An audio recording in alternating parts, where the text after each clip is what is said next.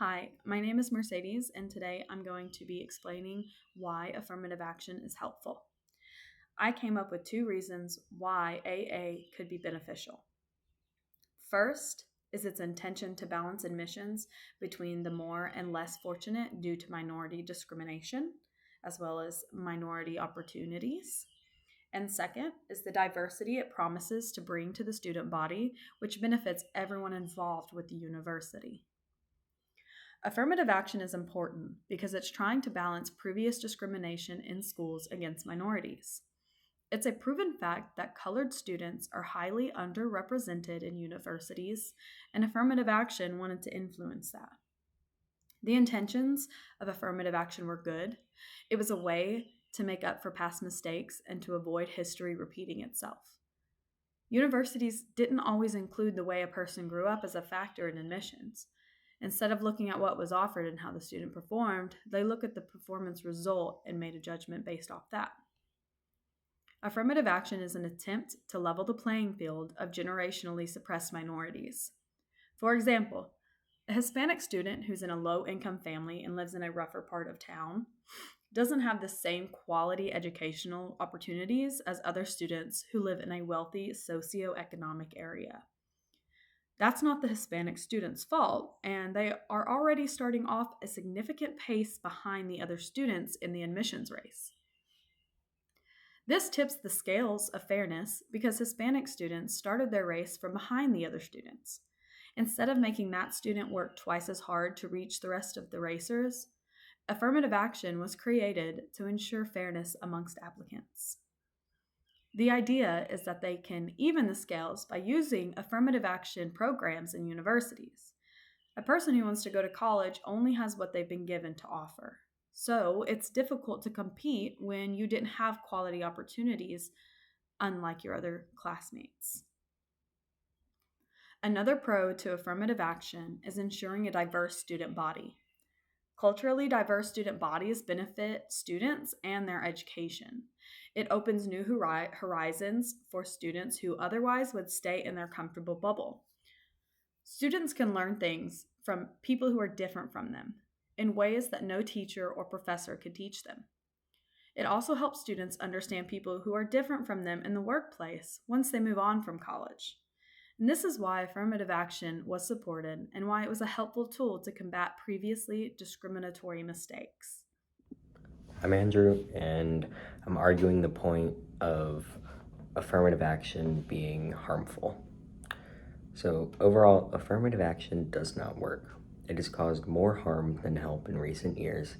After the passing of Executive Order 10925, it was originally seen as just compensation, but in reality, it goes against constitutional rights outlined under the 14th Amendment, which states that no state shall make or enforce any law which shall abridge the privileges or immunities of citizens of the United States. Equal opportunity to education is listed as a privilege. It's a privilege to all.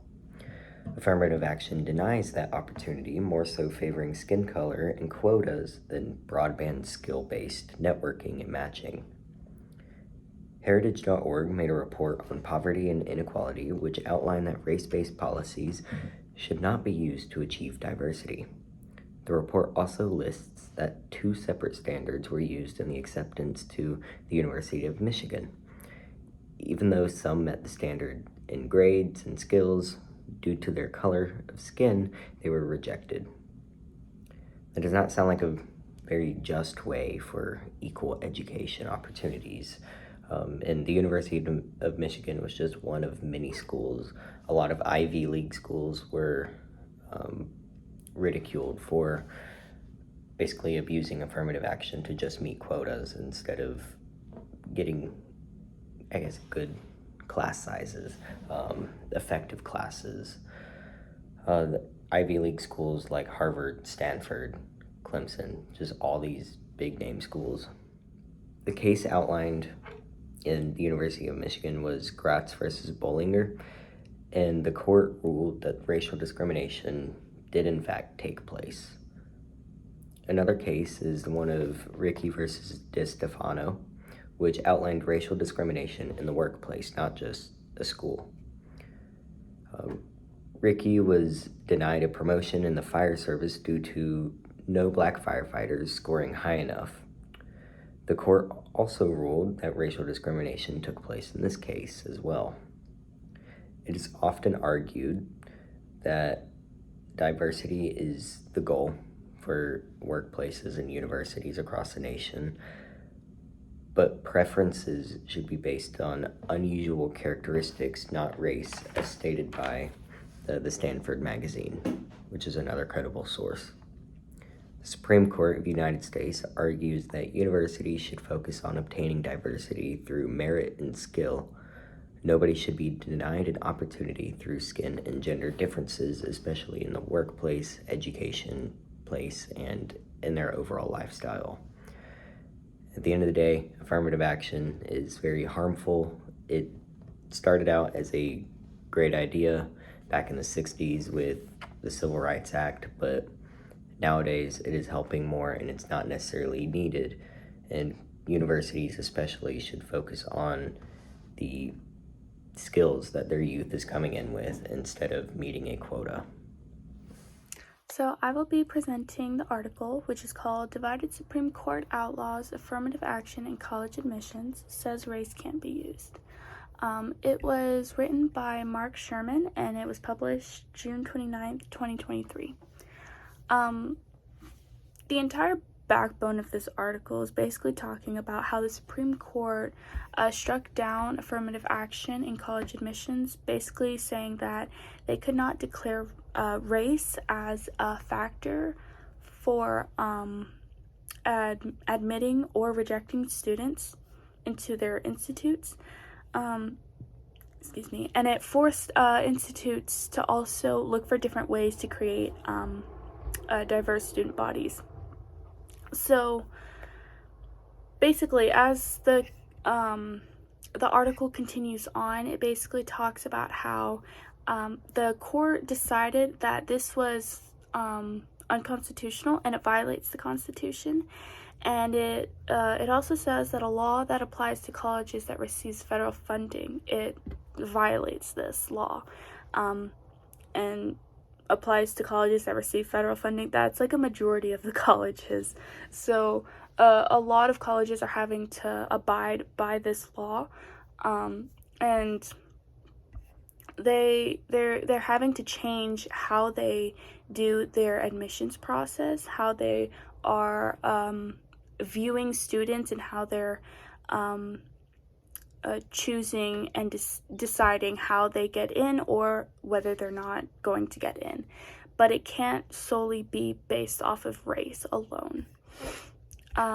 Chief Justice John Roberts, he basically says that for too long, universities have concluded wrongly that the touchstone of an individual's identity is not challenges bested, skills built, or lessons learned, but the color of their own skin. Our constitutional history does not tolerate that choice. Basically what he's saying is that the universities are basically going off just the color of someone's skin. They're not taking into consideration of what people can do, what they're capable of, what they know, the knowledge that they have, the skills that they've learned, and it's unconstitutional. And so as we continue on, we have an example of how there are 3 justices who were in this ruling who were actually of color. And so first, there was Justice Clarence Thomas. According to the article, he's the nation's second black justice. And he basically said that the universities are race-based and that they are trying to ensure a particular racial mix in their entering classes. It reflects good on the university when there is a large diverse student body. So what he's saying is that it's not about the students, but about how the race and the diverse student body reflects on the university. Now, the court's first female Latina, the court's first Latina, Justice Sonia Sotomayor, She wrote that this rolls back decades of predestined and monumentous progress. So basically that we've come too far now to destroy all the work that we've done. But these decisions that colleges are making have done just that. It's destroyed everything that we have worked so hard against. And both of these justices have acknowledged that in their own college education and the law schools that they've been to, or that they attended, they acknowledged that affirmative action played a role in that, in their admissions to these colleges. And so they actually have experienced it themselves. And continuing further down, President Biden was saying that these colleges shouldn't abandon their commitment to having an abundance of diverse students in their colleges. They just shouldn't be going about through one way of getting there. They shouldn't just be going through just the racial side of things. They should be considering all aspects. And then as we continue down, the presidents of some colleges actually issued statements of affirming their commitment to diversity regardless of the court's decision. Many said that they would still assess the impact, but of course they would still follow the federal law. And President Reginald of Rice University in Houston, he said that he was greatly disappointed by this decision, but that he would just continue to pursue diversity. So just as previously mentioned, these institutes were forced to change the way that they had implemented the admissions process, that they couldn't just simply use someone's race to say, oh yeah, you can come on in, or no, we can't take you. And so he's a prime example and a person in a position that is top tier to how this works. And then what's really cool is that this article actually implemented that, like, former President Donald Trump and Barack Obama made their own inputs into this. So Trump was basically saying that this is a great day for America, that we have actually tried to, we saw the problem and now we're trying to fix that problem. And so he's saying that future greatness for our country, it's finally being rewarded. And then Obama, he gave a statement saying that this allowed generations of students like Michelle and me, basically him, to prove that we belonged. Now it's up to all of us to give young people the opportunities they deserve and help students everywhere benefit from new perspectives. So, of course, these former presidents were very for this struck down of the affirmative action. And as we continue on, the article goes through so much more detail, but in the assessing of, like, towards the end of the article is talking about how the justices and their own connections to the universities that they went and how this affirmative action took place. The college admissions disputes were among several high-profile cases focused on race in America, according to the article, and were weighed by the conservative-dominated but most diverse court ever. So, among the 9 justices were 4 women, 2 black people, and a Latina. So it's like the diversity within the justices. It elongated this entire decision, and they really had to go back and forth in trying to implementing a lot of not just their own experiences, but the things that they went through, and to not it being personal, but to reflect the students as well that this is affecting. And so then further down in the article, it's really interesting to note that there's actually a poll that they did at the Association Press NORC Center for the Public Affairs Research, which showed 63% of U.S. adults said that the courts should actually allow colleges to consider race as a part of the admissions process. But they believe that it wouldn't be playing a major role in how students get in or whether they're rejected. That it would show that that their race actually has a part in it. But half of Americans disapprove of this, while a third actually approved of it. And so then closing out the article, it talks about the Chief Justice and one of the justices that they received their undergrad and law degrees from Harvard, which actually was in a case of how of Harvard not having of implementing too much of racial decision on students, whether they were accepted or not.